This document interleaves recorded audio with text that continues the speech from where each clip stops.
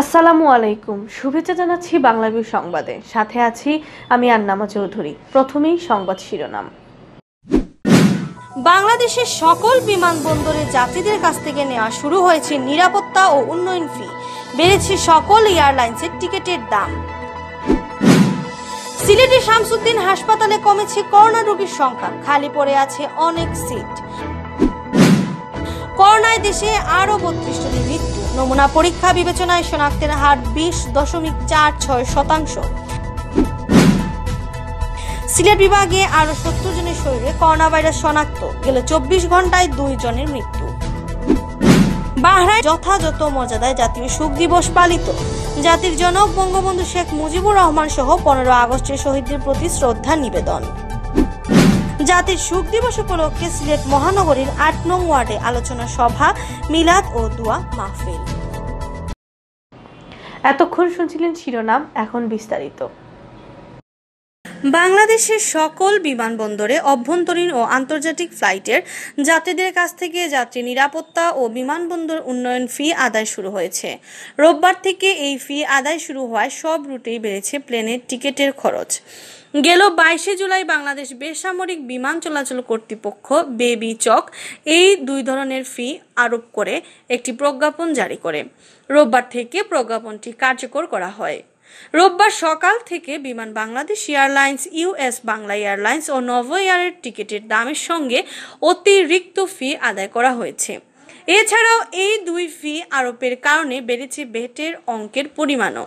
এখন থেকে সার্কভুক্ত দেশ ভ্রমণের ক্ষেত্রে বিমানবন্দর উন্নয়ন ফি দিতে হবে $৫ এবং যাত্রী নিরাপত্তা ফি $৬। সার্কভুক্ত ছাড়া অন্য দেশের ক্ষেত্রে বিমানবন্দরের উন্নয়ন ফি দিতে হবে $10 এবং যাত্রী নিরাপত্তা ফি দিতে হবে $10। এছাড়াও দেশের অভ্যন্তরের যাত্রীদের প্রতিবার ভ্রমণে বিমানবন্দরের উন্নয়ন ফি দিতে হবে $100 এবং যাত্রী নিরাপত্তা ফি দিতে হবে $70। অতিরিক্ত ফির উপর দিতে হবে ভ্যাট।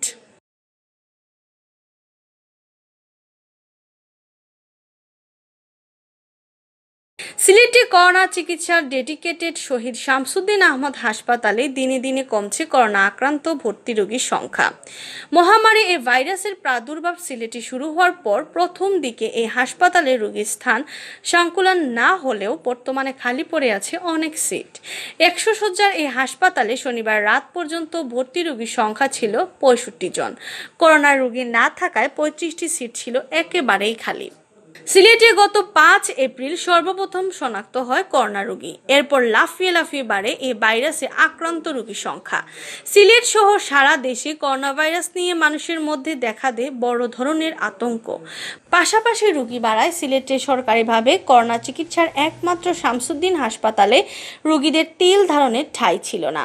১০০ শয্যার এই হাসপাতালে গত মে, জুন ও জুলাই মাসে প্রথম দিক পর্যন্ত প্রায় সময় পূর্ণ থাকত করোনা ভাইরাস আক্রান্ত রোগী, যার কারণে সিলেটে সরকারিভাবে বাড়ানো হয় করোনা রোগীদের চিকিৎসার জন্য নতুন হাসপাতাল। শাহপরানের খাদিমপাড়া স্বাস্থ্য কমপ্লেক্সে ভর্তি শুরু হয় করোনা ভাইরাস রোগী।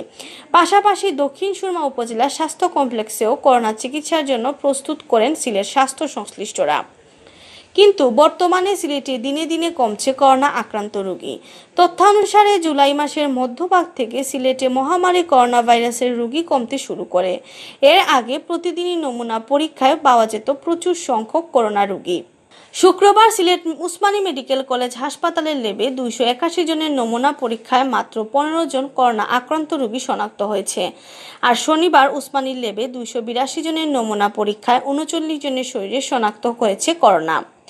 স্বাস্থ্য অধিদপ্তরের সিলেট বিভাগীয় অফিসের সহকারী পরিচালক ডাক্তার আনিসুর রহমান জানান, মানুষের শরীরে রোগ প্রতিরোধ ক্ষমতা অনেকটা তৈরি হয়েছে। প্রথম দিকে করোনা ভাইরাস যেভাবে কাবু করেছিল এখন সেভাবে পারছে না।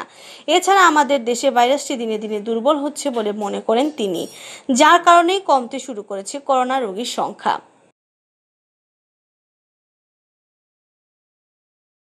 মহামারী করোনা ভাইরাসে আক্রান্ত হয়ে দেশে গত ২৪ ঘন্টায় আরও ৩২ জনের মৃত্যু হয়েছে।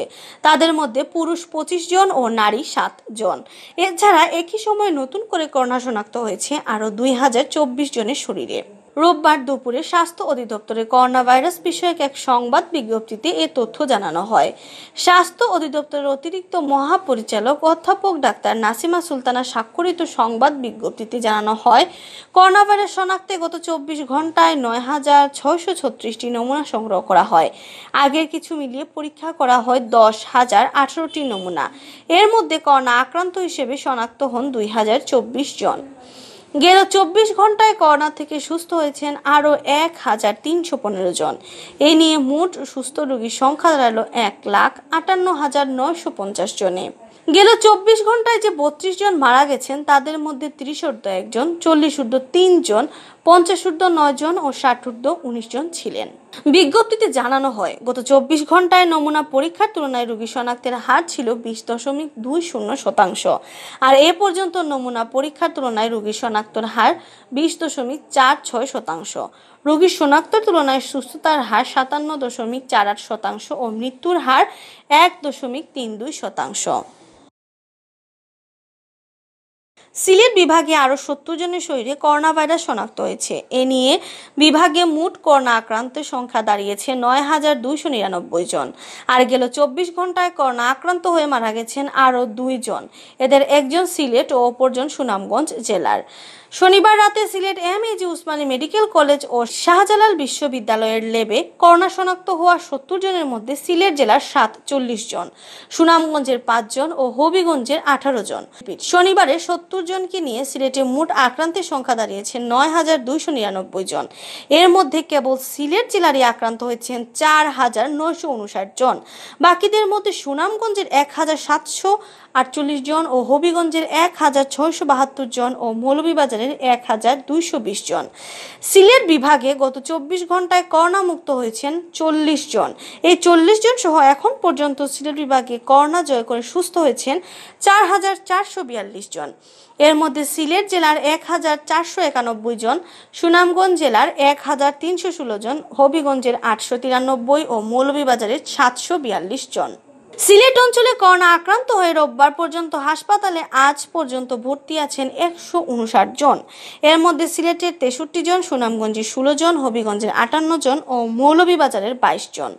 এদিকে সিলেট বিভাগে রোববারের সকাল 8টা পর্যন্ত করোনায় মৃত্যুবরণ করেছেন 169 জন। এর মধ্যে সিলেটের 122 জন, সুনামগঞ্জের 19, হবিগঞ্জের 11 ও মৌলভীবাজারের 17 জন। বাহরাইন যথাযথ মর্যাদায় জাতির পিতা বঙ্গবন্ধু শেখ মুজিবুর রহমানের 45তম শাহাদাত বার্ষিকী ও জাতীয় শোক দিবস পালিত হয়েছে। শোক দিবসের কর্মসূচিতে ছিল জাতির জনকের প্রতিকৃতিতে শ্রদ্ধা নিবেদন, আলোচনা সভা, রাষ্ট্রপতি, প্রধানমন্ত্রী, পররাষ্ট্রমন্ত্রী ও পররাষ্ট্র প্রতিমন্ত্রীর বাণী পাঠ।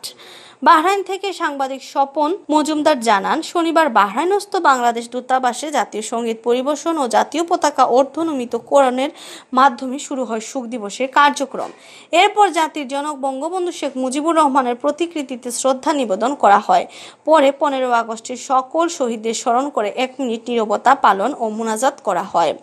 এতে অংশ নেন বাহরাইন নিযুক্ত বাংলাদেশ রাষ্ট্রদূত ডক্টর মোহাম্মদ নজরুল ইসলাম, দূতালয় প্রধান মোহাম্মদ রবিউল ইসলাম ও শ্রম কাউন্সিলর শেখ মোহাম্মদ তৌহিদুল ইসলাম। শোক দিবস উপলক্ষে দূতাবাসের পক্ষ থেকে অনলাইনে আলোচনা সভার আয়োজন করা হয়। এতে বঙ্গবন্ধুর বর্ণাঢ্য সংগ্রামী জীবন নিয়ে অতিথিরা বক্তব্য রাখেন। জাতির পিতা বঙ্গবন্ধু শেখ মুজিবুর রহমানের 45তম শাহাদাত বার্ষিকী উপলক্ষে জাতীয় শোক দিবস উপলক্ষে সিলেট মহানগরীর 8 নম্বর ওয়ার্ড আওয়ামী লীগের উদ্যোগে মিলাদ ও দোয়া মাহফিল অনুষ্ঠিত হয়। শনিবার দুপুর 2টায় নগরীর পাঠানটুলার একটি কমিউনিটি সেন্টারে ওয়ার্ড আওয়ামী লীগ, যুবলীগ, স্বেচ্ছাসেবক লীগ, ছাত্রলীগ ও তাঁতি লীগের উদ্যোগে এই মিলাদ ও দোয়া মাহফিল অনুষ্ঠিত হয়। মহানগর আওয়ামী লীগ নেতা সাব্বির খানের পরিচালনায় দোয়া ও মাহফিলে প্রধান অতিথির বক্তব্য রাখেন সিলেট মহানগর আওয়ামী লীগের সাবেক সাধারণ সম্পাদক আসাদ উদ্দিন আহমদ। বিশেষ অতিথি হিসেবে উপস্থিত ছিলেন মহানগর আওয়ামী লীগের সাবেক সহসভাপতি অ্যাডভোকেট রাজ উদ্দিন, মুক্তিযোদ্ধা আব্দুল খালিক, মহানগর আওয়ামী লীগের সাবেক বন পরিবেশ বিষয়ক সম্পাদক জগদীশ চন্দ্র দাস, মহানগর শ্রমিক লীগের সাধারণ সম্পাদক নাজমুল আলম রুমেল, সদর উপজেলা শ্রমিক লীগের সভাপতি মকবুল হোসেন খান। প্রধান অতিথির বক্তব্যে আসাদ উদ্দিন আহমদ বলেন, মুক্তিযুদ্ধের আদর্শকে হত্যা করার জন্য 15 আগস্টের হত্যাকাণ্ড সংঘটিত হয়। এর জন্য দেশি বিদেশি ষড়যন্ত্র জড়িত ছিল। এজন্য শুধু বঙ্গবন্ধুই নয়, বঙ্গবন্ধু পরিবারের সদস্য এবং পরবর্তীতে জাতীয় 4 নেতাকেও হত্যা করা হয়। বঙ্গবন্ধু জীবিত থাকলে বাংলাদেশ অনেক আগেই উন্নত হতো। 15ই আগস্টে হত্যার পর দীর্ঘ 21টি বৎসর যে লক্ষ্য এবং উদ্দেশ্য নিয়ে এই বাংলাদেশ স্বাধীন হয়েছিল, এই সামরিক বাহিনীর সরকারগুলো বিভিন্ন সময়ে বাংলাদেশের স্বাধীনতার যে চেতনা, যে মূল্যবোধ, তার বিপরীত দ্বারা 21টি বৎসর এই দেশকে পরিচালিত করা হয়েছিল। অর্থাৎ পাকিস্তানি ভাবধারায় এই বাংলাদেশকে আবার ফিরিয়ে নেওয়ার চেষ্টা করা হয়েছিল।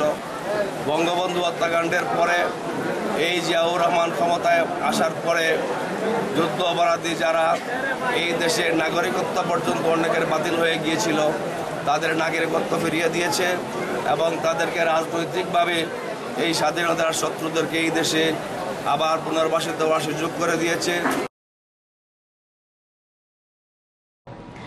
এতক্ষণ শুনছিলেন বাংলা ভিউ সংবাদ। সাথে থাকার জন্য ধন্যবাদ।